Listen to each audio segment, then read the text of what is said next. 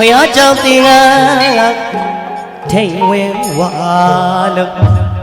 တာရရှိလောက်တင်အဝဲမှာ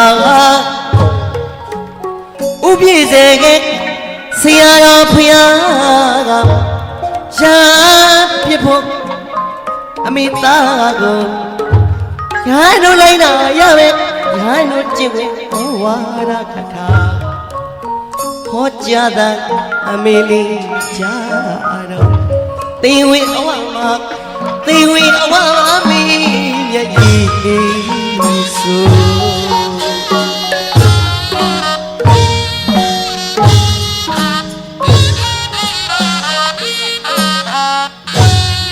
ဖယားကြောင့်တင်ကထိန်ဝင်ဝါလို့တာရရှိလောက်တိမ်အဝဲမှာဥပြည့်စေကဆရာတော်များကပစီဖြစ်မဲ့အမိသားကိုရှာလို့လိုက်တာရမယ်ရှာလို့ကြည့်နေဩဝါဒသာဟောကြားတာအမေလေးကြားတော့သိဝေအဝမှာသိဝေအဝမှာမီးရဲ့ကြီးလေးဆို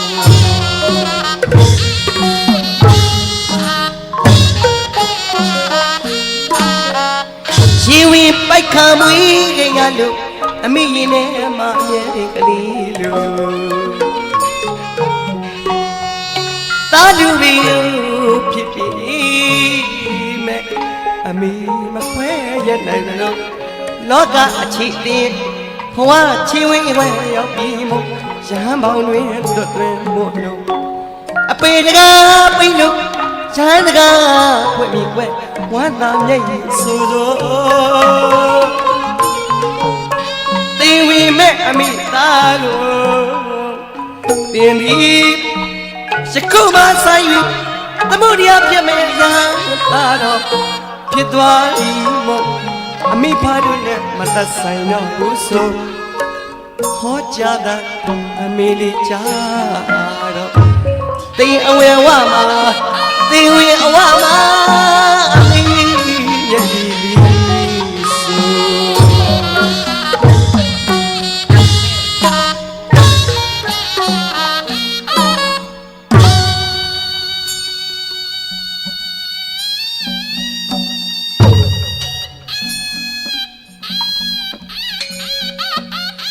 ကိုလူမောကိုလူမော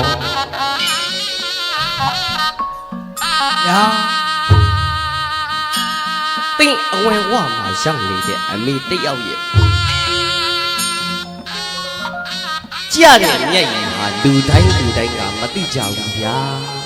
ဘယ်သိနိုင်မှမလို့ဗျ။အော်ယဟန်တာမဏီလောင်းရမအေးတယောက်ကတော့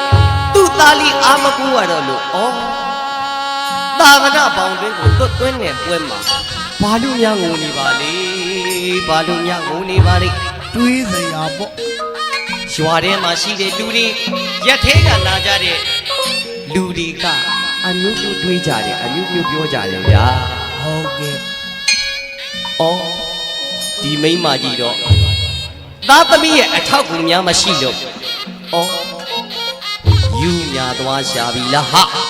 အမျိုးမျိုးပေါ့ကြနေတဲ့မျက်ရည်တွေကပူဆွေးတော့ကဗျာပါဒနဲ့ကြတဲ့မျက်ရည်တွေလေဟာပြောကြလာတဲ့မြတ်ပုဂ္ဂိုလ်အပေါင်းကအမျိုးမျိုးဝေဖန်ကြဟုတ်ပါဘလူဘီဝေဖန်ပါစီဘလူဘီပြောနေပါစီဘလူဘီတွေးနေကြပါစီမိဘတယောက်ရဲ့နှလုံးသားကဖြစ်တည်လာတဲ့တစိမ့်စိမ့်နဲ့စီးဆင်းလာတဲ့သွေးအဆက်ဆက်ကထွက်လာတဲ့တာကြီးနဲ့ခေါ်ခဲ့တဲ့တက်တုခေါ်ခဲ့တဲ့မိဘတယောက်ရဲ့မမတန်ရောစင်စိတ်တဲ့ချစ်ချင်းသဘောတရားကသားသမီးတယောက်အတွက်ကိုသေချာတွက်စစ်ကြည့်မယ်ဆိုရင်လူဘောခမရမနောပီတိကွာစီတိစွာဖြင့်ဟုတ်ကဲ့ပြောစီရိုက်လို့စွန်လို့အမေရဲ့ရင်ထဲကနေပီတိမနောကကြတယ်မျက်ရည်ပါဗျကြတယ်မျက်ရည်ပါဗျ ဝမ်းသာဂုံယူပြီးကြတဲ့မျက်ရည်ပါ ဒါကြောင့်မလို့လူတဲကလူဖြစ်မဲ့ယဟန်သာမဏေကျော်များကိုကျွန်တော်ကဒီတချင်းတစ်ပုတ်နဲ့သိင်အဝင်ဝမှာရှိကြတဲ့အမေဒီအားလုံးဟာဖြင့်သားသမီးတယောက်အတွက်ယောက်ျားအာဇာနည်ကောင်းမယ်ငါသားကတော့ဖယားရဲ့သာသနာအတွင်းကိုဝင်သွားပြီပဲဆိုတဲ့မနောပီတိနဲ့ကြတဲ့မျက်ရည်ကိုမောင်တန်းစော်ဘုံကဒီလိုဂုဏ်ပြုပါတယ်ဗျာ ကောင်း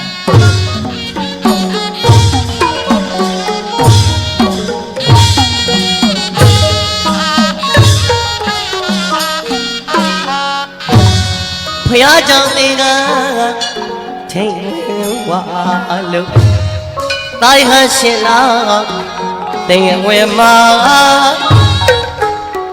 ဥပိစေကိ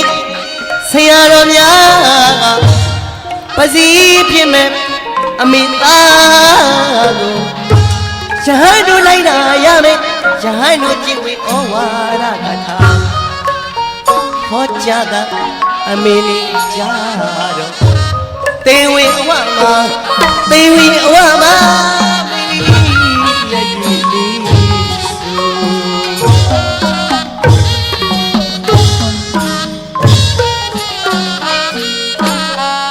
ရှင်ဝေပိုက်ခါမွေးကြရလို့အမေရင်ထဲမှာအမြဲတမ်းကလေးလို့တာလူမျိုးဖြစ်ပြီးမဲ့အမေလေးမခွဲရနိုင်လို့လောကအချစ်တင်ဘဝချီဝင်းရွယ်ရောက်ပြီးမို့ရမ်းပေါင်းတွင်တွင်မို့လို့အပေတကားပြီးမဲ့ရဟန်းတကားဖွင့်ပြီးဝဲဝမ်းသာမျက်ရည်ဆိုတော့သိဝေမဲ့အမိသားကိုတင်သည်ယခုမှဆိုင်သမုဒ္ဒရာပြမဲ့ဖျားသားတော်ဖြစ်သွားပြီမို့အမိဖားတို့နဲ့မသက်ဆိုင်တော့ဘူးဆိုဟောကြားတဲ့အမေလေးကြားတော့သေဝေအဝမှာသေဝေအဝမှာမ